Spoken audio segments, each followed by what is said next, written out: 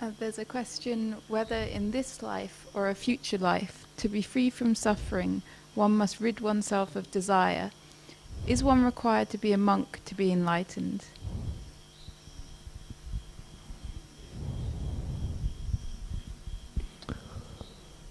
No, not explicitly required.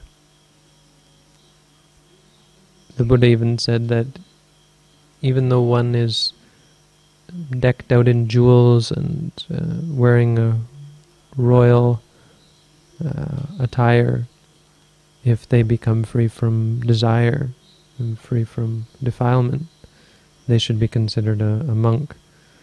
I believe, if I'm not wrong, it was Santati, this minister of the king, if I haven't got my stories mixed up, who the Buddha told this verse about, because Santati was he was a minister to some king, Pasenadi maybe, and he was very clever and was able to defeat an enemy or quell an uprising in a border village. And so the king, as a reward to him, allowed him to live as a king for 7 days. Not to be the king, but to live the luxury and to have as much luxury as the king had for 7 days.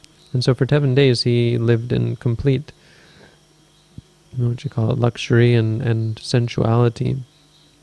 And he was even, drinking alcohol and sporting himself with women and prostitutes and so on. And he had this one dancing girl who was in his employment, and he was so in love with her and just, or in lust with her or whatever, that he would just love to just sit there and get really drunk and watch her dance.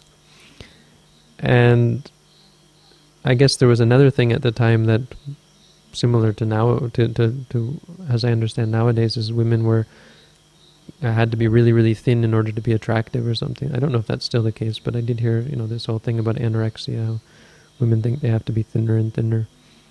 If you come to our monastery, you don't really have a choice. You just get thinner and thinner. But this was her. So she was abstaining from food because she wanted to be, quote unquote, beautiful. And she got so bad that when she got up on stage to dance on the 7th day, she had some nerve broke, or something broke inside of her. There's this story, same thing happened to a monk apparently in the Buddhist time.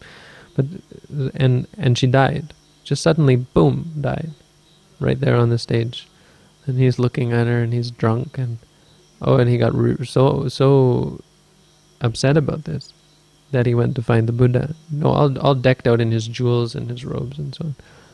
And he was so sobered up by the affair that in the time it took him to walk to the Buddha, he no longer was drunk or something like that, because he got to the Buddha and the Buddha taught him and he became an arahant, if I remember correctly. The story is I'm not so good with my stories, but either he became an arahant, I think he became an arahant and then he passed away or something like that. There was one man, if it wasn't Santati, who passed away. And then they were all asking him, well, what is he? Is he a Brahmin, or is he a shaman, or is he a monk? What is he? And the Buddha said, even whether they are in these royal clothes and bedecked in jewels, if they practice correctly, they're considered a Brahmin, they're considered a samana, something like that. But for sure, the theory is sound, that one can become a monk, or one can become enlightened without becoming a monk.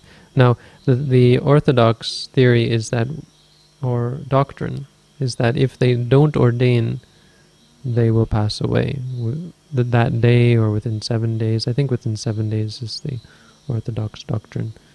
And it seems to be the case that either they became monks or else they